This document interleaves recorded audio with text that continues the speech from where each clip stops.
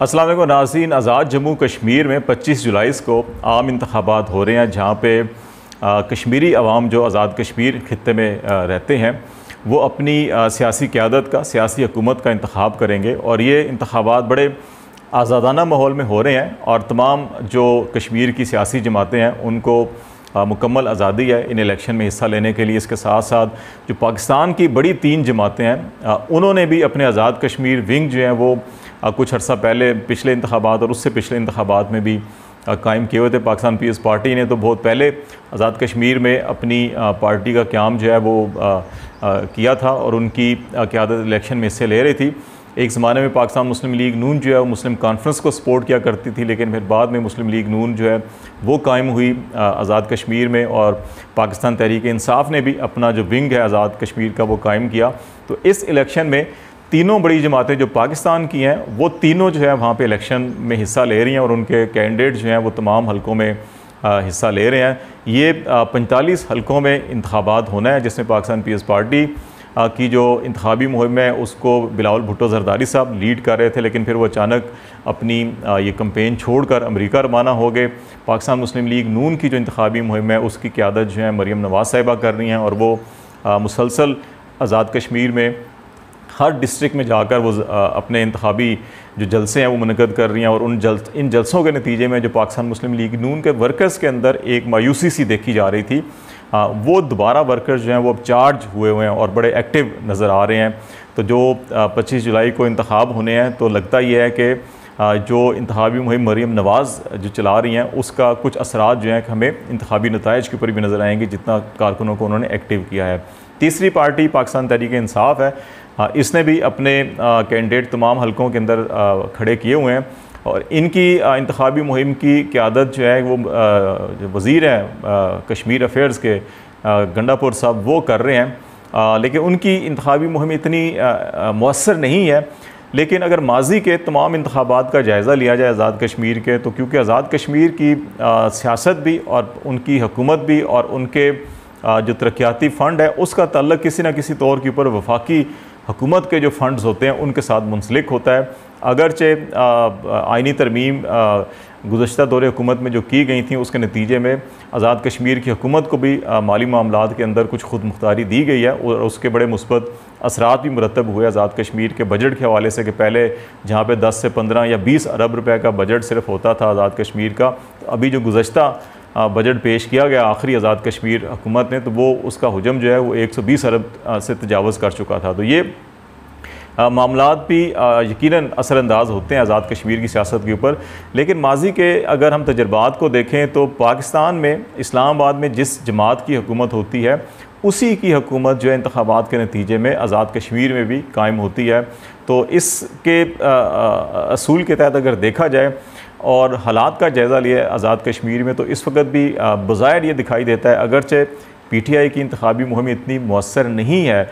अभी इमरान ख़ान साहब और शेख रशीद साहब जो है कि उन्होंने ये फ़ैसला किया है कि वो 3-4 जलसे जो हैं आज़ाद कश्मीर में जाके मुख्तलिफ जो 3 जोन हैं वहाँ पर करेंगे ताकि उनके कारकुन जो हैं वो भी थोड़े से एक्टिव हों और ज़्यादा भरपूर हिस्सा लें। लेकिन जो इस्लामाबाद और मुज़फ़्फ़राबाद का सियासी तल्लक़ है और हुकूमती तल्लक़ है उसके माजी के तजर्बात की रोशनी में माहिरीन का ये ख़्याल है कि PTI जो है वो इस पोजीशन में नशिस्तें हासिल करने में कामयाब हो जाएगी कि वो मुज़फ़्फ़राबाद में अपनी हुकूमत कायम कर सकें। हो सकता है कि उनका इत्तेहाद अभी अंदरूनी खाना मुस्लिम कॉन्फ्रेंस के साथ भी उनकी बातचीत हुई है और जो नशिस्तें इनकी पाकिस्तान के अंदर मुख्तलिफ़ इलाक़ों से जो कैंडिडेट मुंतखब किए जाते हैं जिनमें 12 नशिस्तें होती हैं पाकिस्तान में, उनमें 6 जम्मू के हल्के होते हैं और 6 जो हैं वो कश्मीर वैली के हलकों के नाम से मुंसलिक हैं। तो ये जो 12 नशिस्तें हैं पाकिस्तान के अंदर, यहाँ पे कुछ एडजस्टमेंट्स की गई हैं पाकिस्तान तहरीक इंसाफ और मुस्लिम कॉन्फ्रेंस के दरमियान। इसके अलावा भी जो है कि आज़ाद कश्मीर के अंदर भी ये अंडरस्टैंडिंग जो है वो नज़र आ रही है कि मुस्लिम कॉन्फ्रेंस और PTI जो है इलेक्शंस के बाद वो असम्बली के अंदर भी कोई इंतखाबी जो है कि सियासी इत्तेहाद या हुकूमती इत्तेहाद जो है वो बनाने में कामयाब हो जाएंगे। अगर हम आज़ाद कश्मीर का सूरत हाल देखें तो कुल हल्के 45 हैं जिनके ऊपर पोलिंग होनी है और जो वोटर्स हैं इस वक्त उनकी मजमूई तादाद 32,48,000 वोटर्स की मजमूई तादाद है। इनमें जो मर्द वोटर्स हैं वो कोई 17,81,000 हैं और जो ख़वातीन हैं उनकी 14,66,000 उनकी तादाद है। और इस वक्त जो कागज़ात नामज़दगी वगैरह जमा हुए हैं इलेक्शंस के अंदर, तो टोटल 45 हलकों में जो 724 उम्मीदवार जो हैं वो इलेक्शन लड़ रहे हैं।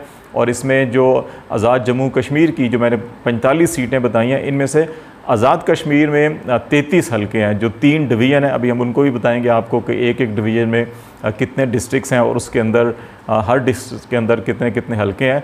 तो 3 डिवीज़न आज़ाद कश्मीर में, जिसमें मीरपुर सबसे बड़ा, फिर उसके बाद पूंछ डिवीज़न और फिर मुजफ्फराबाद डिवीज़न नशिस्तों के एतबार से हैं।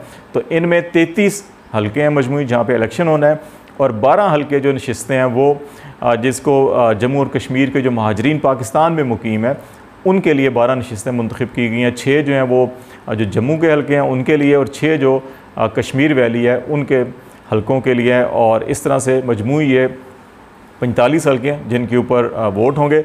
आज़ाद कश्मीर में जो अफराद वोट डालेंगे उनकी तादाद 28,41,985 है, जबकि जो पाकिस्तान के अंदर जम्मू कश्मीर के जो महाजरीन हैं या जो लोग अफराद पाकिस्तान में मुकीम हैं जो 12 हलकों के लिए वोट डालेंगे उनकी तादाद 4,06,132 है। तो इस तरह से ये इलेक्शन होगा। 3 डिवीज़न मुजफ्फराबाद के हैं। सबसे बड़ा डिवीज़न इंतखाबी एतबार से मीरपुर डिवीज़न है, जिसमें कुल 13 हलके हैं जिनके ऊपर पोलिंग होनी है। इसमें 3 डिस्ट्रिक्ट्स हैं, मीरपुर, कोटली और भिम्बर।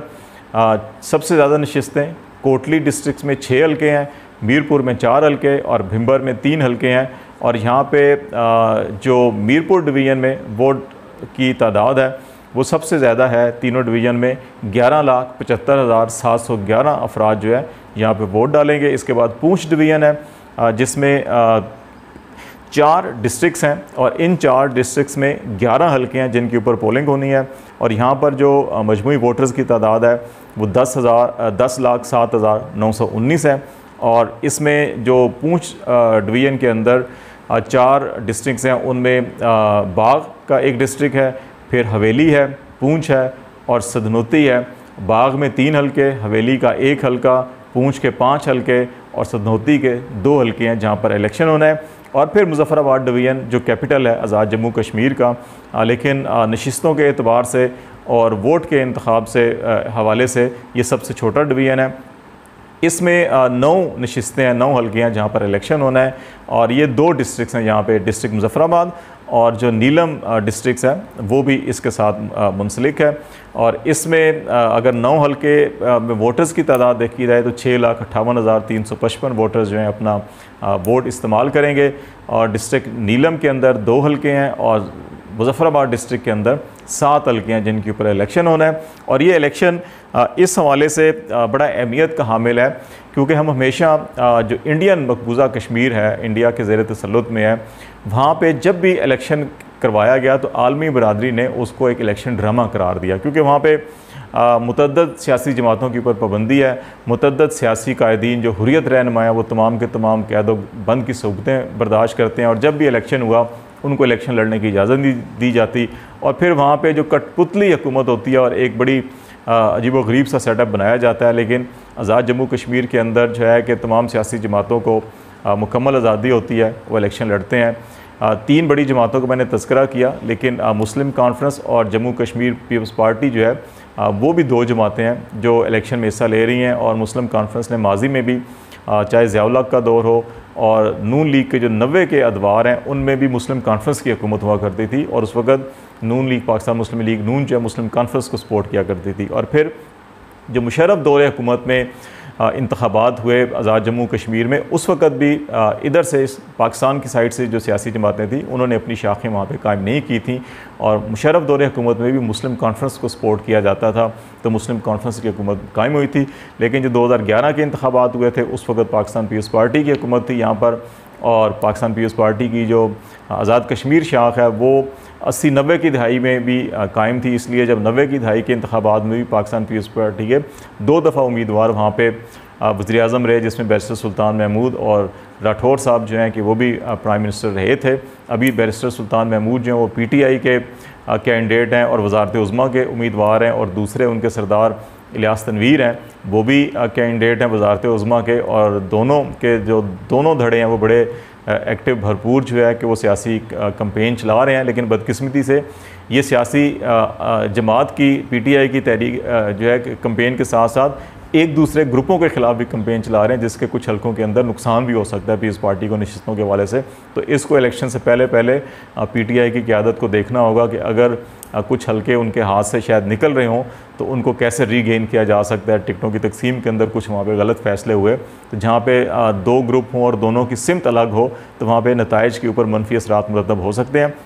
लेकिन जो मजमूई सूरत हाल है उसके तनाजुर में जहाँ पे मुस्लिम कॉन्फ्रेंस और PTI की अंडरस्टैंडिंग नज़र आ रही है, वहाँ पर अगर इंतखाबात के दौरान या इंतखाबात के बाद पाकिस्तान पीपल्स पार्टी और नून लीग के अंदर भी कुछ अंडरस्टैंडिंग कायम हुई तो मुमकिन है कि फिर ये दोनों मिलकर जो है कि टफ़ टाइम दे हुकूमत साजी में। और अगर माजी में यहाँ से एक दो नशिस्तें आज़ाद उम्मीदवार भी जीते थे, और अगर ये दोनों पार्टियाँ मिलकर 20 से ज़्यादा नशिस्तें हासिल कर लेती हैं इलेक्शन के अंदर, तो फिर ये मुस्लिम कॉन्फ्रेंस या जम्मू कश्मीर पीपल्स पार्टी या आज़ाद उम्मीदवार उनके भी अगर नशिस्तें निकालते हैं तो ये कोशिश करेंगे कि उनको साथ मिलाकर हुकूमत बनाएं।